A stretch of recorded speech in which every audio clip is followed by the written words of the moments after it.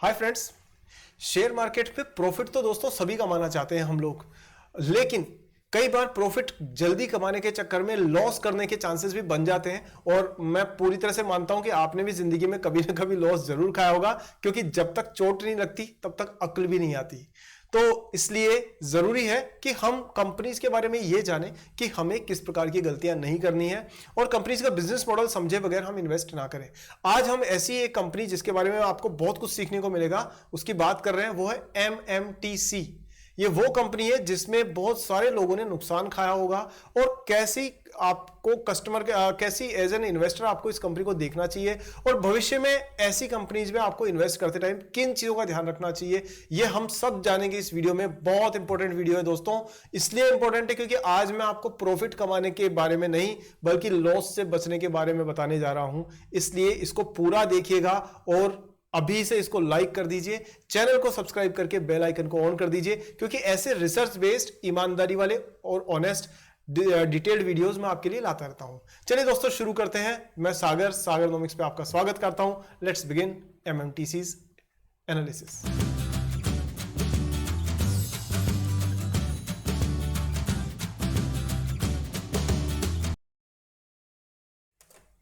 तो यहां हम सबसे पहले जानेंगे कि MMTC जो है वो कंपनी किस प्रकार की है और उसका बिजनेस मॉडल क्या है। चलिए देखते हैं। यहां आपके पास में सामने स्क्रीन पर दोस्तों इसके जो बेसिक डिटेल्स है वो आपके सामने है कि भाई ये कंपनी क्यों बनी थी। तो सबसे पहले तो हम ये जाने कि MMTC जो है ना वो गवर्नमेंट की एक कंपनी है जो करीब 1963, मतलब ये 40-50 साल पहले के 60 साल पहले बनी हुई कंपनी है। और इसको इसलिए स्थापित किया गया था कि भारत का विदेशों से जो व्यापार है उसको मैनेज किया जा सके, यानी इंपोर्ट और एक्सपोर्ट का जो बिजनेस है खास तौर पर मिनरल्स और मेटल्स का, उसको मैनेज करने के लिए इसकी स्थापना हुई थी।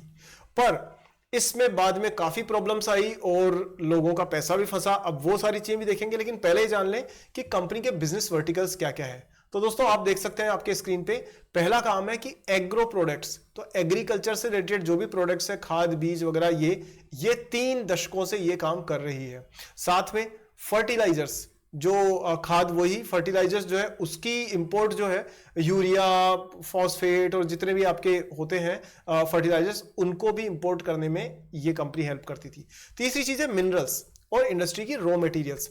तो मिनरल्स में जैसे आपके आयरन हो गया, एल्यूमिना है जो एल्यूमिनियम के का मटेरियल है, इसके अलावा फेरोपेलोइज है, जिंक है, कॉपर है, ये फेरस, नॉन फेरस, खासतौर पे नॉन फेरस यानी नॉन आयरन वाले जो मेटल्स हैं उनको इंपोर्ट करने का भी ये काम करती थी। साथ में कुछ पर्टिकुलर केमिकल्स हैं उसके अंदर भी इसका इंपोर्ट एक्सपोर्ट में रोल रहता था।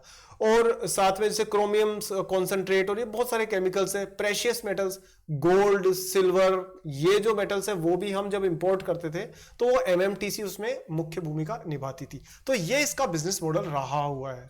और अगर आप ज्योग्राफी के हिसाब से देखोगे तो 82% जो इसका बिजनेस है वो इंडिया के बेस से आता है और 18% आउटसाइड ऑफ इंडिया है। साथ में अब इस कंपनी ने कहां कहां गलतियां करी, कैसे करी, ये जल्दी से देखते हैं, वरना टाइम बहुत ज्यादा नहीं लगाना है, ये ध्यान रखना है। ये मेरे लिए भी सीख है क्योंकि आप ही ने बताया मुझे। चलिए, द प्रोजेक्ट डिवीजन हैंडल्स। अब ये देखिए, अब इसके अलग अलग प्रोजेक्ट क्या है, एक डिवीजन क्या है, एक तो है प्रोजेक्ट का डिवीजन। तो जैसे मान लीजिए कोई एक्सपोर्ट का कोई पर्टिकुलर प्रोजेक्ट है, उसको हैंडल ये प्रोजेक्ट डिवीजन के थ्रू करते हैं। साथ में और सारे डिविजन्स भी है, लेकिन एक चीज मैं आपको ये बता दूं कि इन्होंने डिफॉल्ट इन रीपेमेंट किया है। The company has been facing a liquidity crisis. यहां पर मैं आपको एक चीज बता देता हूं दोस्तों, ये आपके लिए जानना बहुत जरूरी है आगे बढ़ने से पहले। वो ये है, एक चीज को कहते हैं लो फ्री फ्लोट। लो फ्री फ्लोट का मतलब होता है, फ्री फ्लोट होता है जो शेयर ट्रेडिंग में हो रहे हैं, जो शेयर ट्रेड हो रहे हैं, खरीदे बेचे जा रहे हैं एक्सचेंज पर, जब वो लो हो जाते हैं यानी जब वो कम हो जाते हैं, इसका मतलब कि शेयर्स की खरीद फरोख्त कम हो गई है एक्सचेंज पे। और उससे क्या प्रॉब्लम होती है, उससे प्रॉब्लम होती है लिक्विडिटी रिस्क। लिक्विडिटी रिस्क का मतलब कि वो आज आपने अगर शेयर खरीद रखे हैं, आप उन्हें बेचना चाहते हो तो आपको एक्सचेंज के ऊपर कोई खरीदने वाला नहीं मिलता, और इसका उल्टा भी उतना ही सच है। तो जब ऐसी कंपनीज होती है कि शेयर्स आपके पास पड़े हैं लेकिन आप उसको ट्रेड नहीं कर सकते, आप उसको सेल नहीं कर सकते, तो दोस्तों फिर वो शेयर्स फंस जाते हैं। तो ये तब होता है जब लो फ्री फ्लोट होता है। अब आप कैसे पता करेंगे किस कंपनी का फ्री फ्लोट क्या है? बहुत सिंपल सी बात है, किसी भी वेबसाइट पे, मनी कंट्रोल पे, रिडिफ मनी पे या कहीं भी जाकर के देखिएगा कि मोस्ट एक्टिव इक्विटीज कौन सी है, मतलब वॉल्यूम जिसका सबसे ज्यादा होता है, ट्रेडिंग वॉल्यूम वाला, उसका फ्री फ्लोट हमेशा हाई होता है, और जिसका ट्रेडिंग वॉल्यूम और वैल्यू कम होता है उसका फ्री फ्लोट कम होता है। तो कम फ्री फ्लोट वाली कंपनी से बचना चाहिए। एमएमटीसी के साथ में भी यही प्रॉब्लम है कि इसके शेयर की ट्रेडिंग न के बराबर होनी शुरू हो गई थी कुछ टाइम पहले, तो इस वजह से जिन्होंने शेयर लिए वो बेचारे लेके बैठे हुए ही हैं, काफी लोग अभी भी उसमें फंसे हुए हैं। तो ये फ्री फ्लोट वाली चीज हुई है, तो ये आपको ध्यान रखना है। अब मैं यहां जो बता रहा था आपको वो ये है कि लिक्विडिटी क्राइसिस, कि इसके पास में पेमेंट लिक्विडिटी मतलब पैसा, कैश पैसा इसके जेब में नहीं होने की वजह से it has defaulted in repayment of loans due to monthly and interest payments of to banks from September 2020। इसकी जो लोन रेजोल्यूशन है वो उसको अप्रूव किया गया, लेकिन फिर भी इसने लोन चुकाने में डिफॉल्ट पे डिफॉल्ट की है, तो यहां से इसके साथ में एक प्रॉब्लम शुरू होती है। फिर इसके बाद में इसके ऊपर एक लीगल डिस्प्यूट, एक केस भी हो गया। केस किसने किया दोस्तों? ये किया एंग्लो अमेरिकन कोल लिमिटेड ने। उन्होंने केस कर दिया इसके ऊपर, और इन्होंने कहा कि भाई ये जो है in the 2009 a dispute with Anglo arose for non performance, इसने नॉन परफॉर्मेंस का केस इसके ऊपर कर दिया। अब इसकी डिटेल में अगर हम जाएंगे तो दोस्तों बहुत वीडियो लंबी हो जाएगी, कभी आप कहोगे तो मैं पूरा केस समझा दूंगा आपको इसका।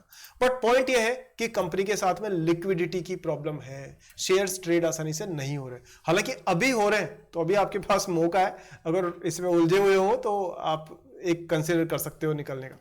एनीवेज हम बात करते हैं दोस्तों इसमें, अब फंडामेंटल्स देखते हैं इसके। 8,000 करोड़ रुपए की मार्केट कैप है, और 52 वीक का जो हाई है उसके आसपास में ये उससे 50% पे इसकी प्राइस चल रही है, करीब करीब 54 रुपए इस टाइम है, तो 50 के आसपास में इसकी प्राइस चल रही है इन दिनों में।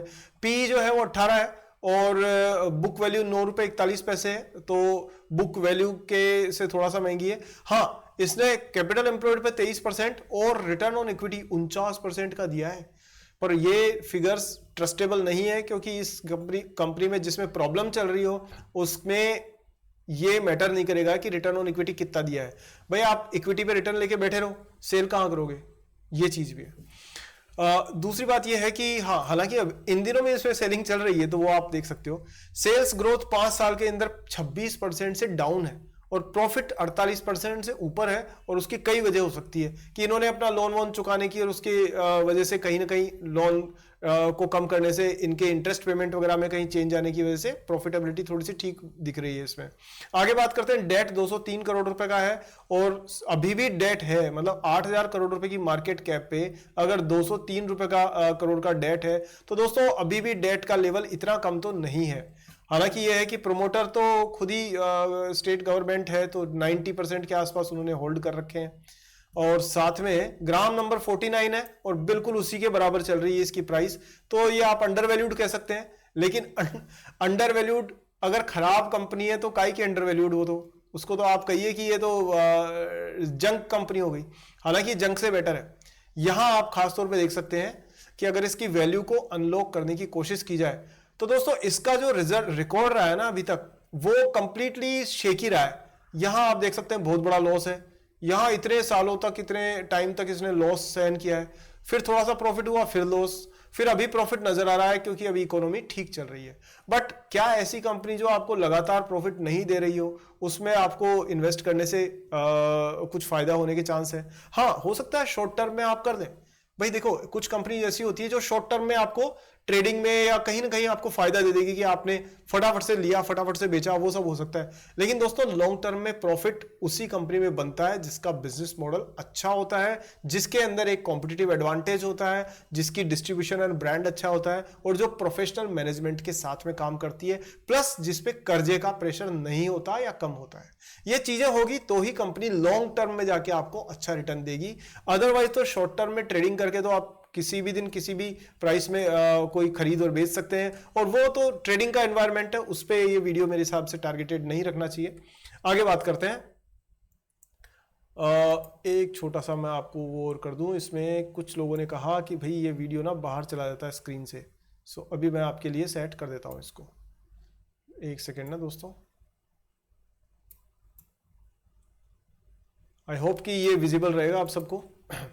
फिर भी नहीं रहे तो आप बता दीजिएगा, मैं और इसमें कुछ चेंज होगा तो कर दूंगा। हाँ, अभी हम बात करते हैं दोस्तों इसके अंदर, इसकी कंपटीशन को ज़्यादा डिस्कस नहीं कर सकते क्योंकि ये कंपटीशन में ना बहुत सारी कंपनीज है, लेकिन सबका बिजनेस मॉडल अलग है। जैसे रेडिंगटन है, वो इन्होंने कंपटीशन में डाल रखा है, लेकिन रेडिंगटन बिल्कुल ही अलग बिजनेस मॉडल पे काम कर रही है, वो हार्डवेयर के डिस्ट्रीब्यूशन में है।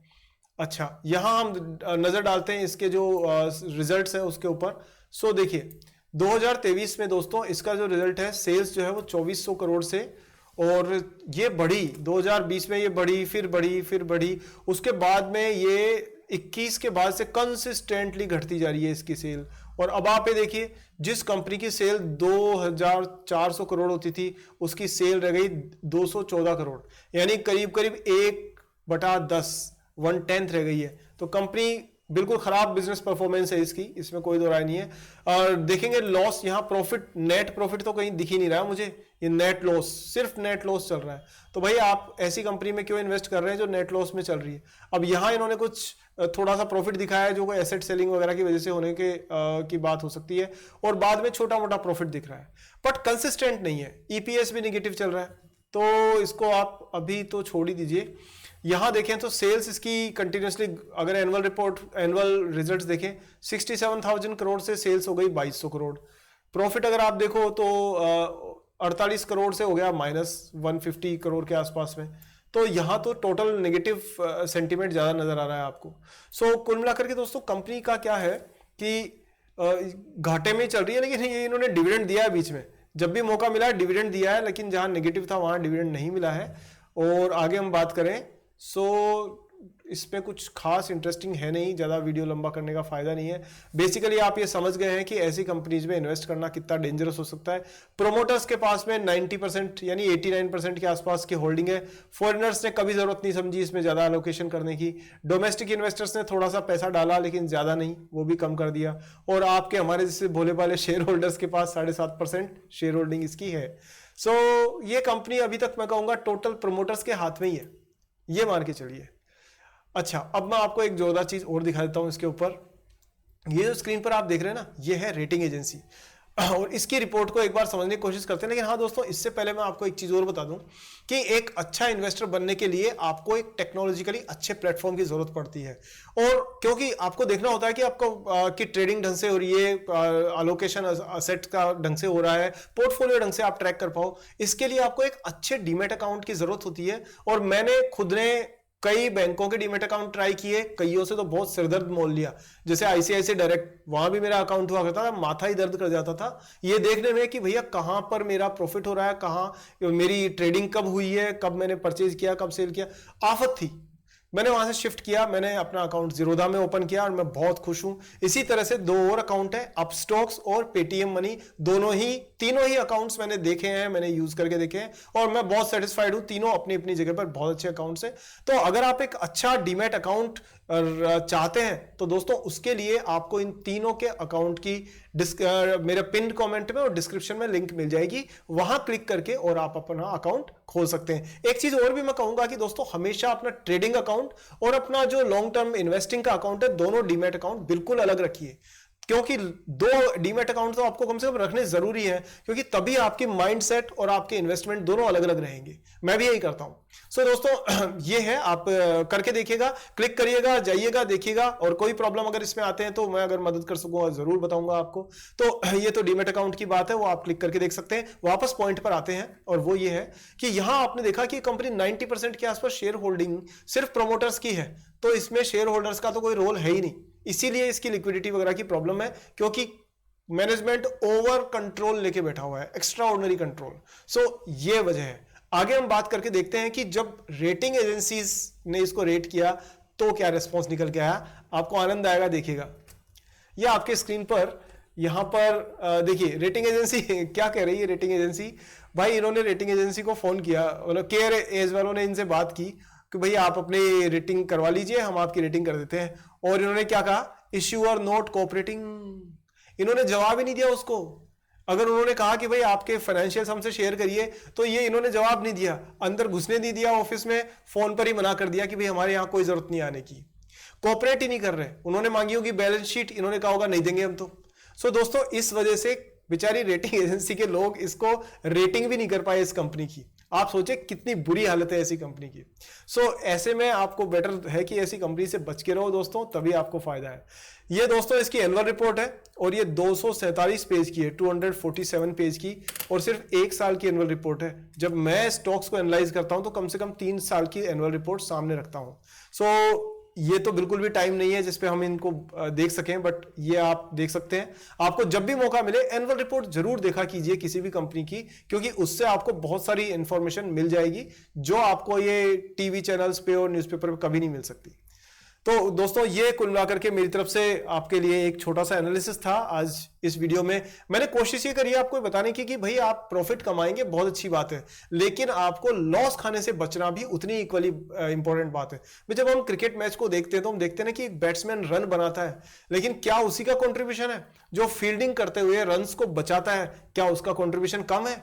अगर किसी ने, रविंद्र जडेजा ने मान लीजिए फील्डिंग करते हुए या विराट कोहली ने 25-30 रन्स रोक लिए, तो क्या वो आपके स्कोर में ऐड होने की तरह से नहीं है?